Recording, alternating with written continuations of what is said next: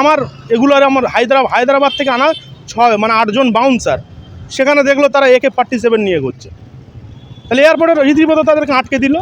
তাহলে AK-47 নিয়ে ঘোরার একমাত্র অধিকার আছে যারা কেন্দ্রীয় বাহিনী তাদের। তাহলে সেগুলো কেন্দ্রীয় ফোর্স, কেন্দ্র থেকে আসে।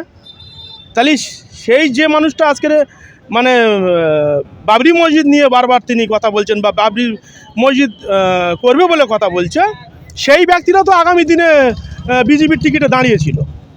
উল্টো দিকে দেখতে গেলে তার সঙ্গে মঞ্চে আর একজন ব্যক্তি উঠেছিল আফজাল বলে, যিনি হাইকোর্টের সম্ভবত অ্যাডভোকেট হবে, তিনিও বর্ধমান থেকে এক জায়গায় বিজেপির ভোটে দাঁড়িয়েছিল। তাহলে তো এটা মানুষের কাছে পরিষ্কার হয়ে যাচ্ছে।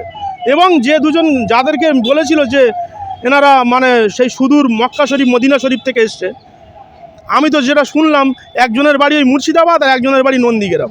এই নন্দীগ্রামে পশ্চিমবঙ্গের এক তাবড় নেতা বসবাস করে, তাহলে তারও সেটিং থাকতে পারে। তাহলে এই ধরনের চর মুসলিম ভোট ব্যাংককে ভাগ করার জন্য নিয়ে আসছে। এবং সাথে সাথে আগামী দিনে দেখবেন যে হায়দ্রাবাদ থেকে আর একজন ভোট কাটুয়া এসে হাজির হবে।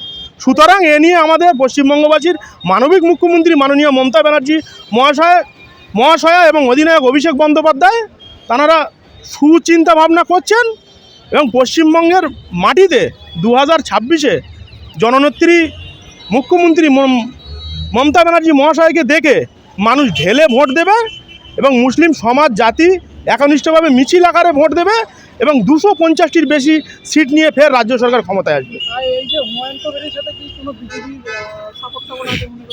না, এটা আমি কেন বলতে যাব? আমি কারো নাম ধরে কথা বলছি না তো, এখানে আমি উক্তি দিয়ে বোঝাতে চাইছি। একদম মসজিদ নিয়ে যদি রাজনীতি না করবে, তানাকে যখন একটা মুসলিম মেজরিটি পার্সেন্ট সাপোর্ট করেছে, তাহলে তিনি মসজিদটাই করতে পারত। তাহলে সেখানে তিনি কি বলছে যে আমি 135টা সিটে আমি লড়াই করব।